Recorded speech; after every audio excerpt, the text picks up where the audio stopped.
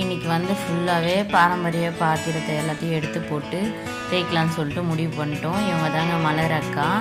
பாத்திரம் எல்லாத்தையும் எடுத்து போட்டு தேய்ச்சிட்ருக்கோம். நாங்கள் 2 பேருமே சேர்ந்து தான் தேய்க்கிறோம். இது லாரா வந்து தானாகவே அண்டாக்குள்ளே குதிச்சிட்டா. அது வந்து எங்கள் பாப்பா வந்து தாளாட்டிகிட்டு இருக்காங்க. ஆனால் அவளோட மைண்ட் வைஸ் என்ன தெரியுமா, ஐயோ கடவுளே தயவு செய்து என்னை விட்டுடுங்கடி அப்படின்ற மாதிரி அவரே எகிரி குச்சி கீழே வந்துடுவார். இதுக்கப்புறம் அண்டா உள்ளே போகவே மாட்டார் அவர்.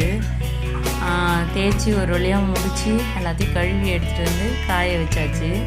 பார்க்குறதுக்கு எல்லாம் கருப்பாக தான் தெரியும். ஆனால் ரொம்பவே கஷ்டப்பட்டு தேய்ச்சோம். ஒன்று வெள்ளையாச்சு, ஒன்று வெள்ளையாக ஆகலை.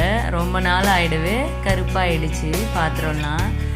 என்ன பண்ணுறது, லாரா வந்து அந்த இடத்துல இடம் பிடிச்சிட்டாராம். அங்கே நான் பாத்திரம் கவுக்கக்கூடாது சொல்லி அவர் வந்து பார்த்துட்டாரு. சரி ஓகே சொல்லிட்டு நானும் தள்ளி கவுத்துட்டேன். ஆமாம், இதை தேய்க்கிறதுக்கு மொத்தம் 1.5 கிலோ புளிக்கு மேலே ஆச்சு. அவ்வளோ கஷ்டம். பாரம்பரிய பாத்திரத்தை பாருங்க. Hi hello, welcome back to பசுமை மந்திரம். இன்னைக்கு நம்மளோட வீடியோவில் என்ன பார்க்க போறோம்னா பாரம்பரியமான பாத்திரங்களை தான் பார்க்க போகிறோம். இது வந்து எண்ணெய் கிண்ணம்.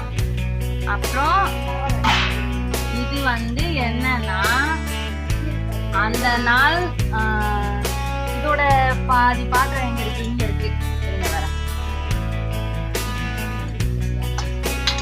இது வந்து தூக்கு சட்டி. இதோட பேர் வந்து அந்த நாள்ல சாப்பாடு கொண்டு போவாங்க பாருங்க, அந்த தூக்கு சட்டி. படத்துல எல்லாம் சொல்லுவாங்க பாருங்க, அந்த தூக்கு சட்டி தான் இது. எப்படி இருக்கு, இந்த மாதிரி 2 பீஸ் இருக்கு. இது ஒரு பீஸும், இது டிஃபன் பாக்ஸ்.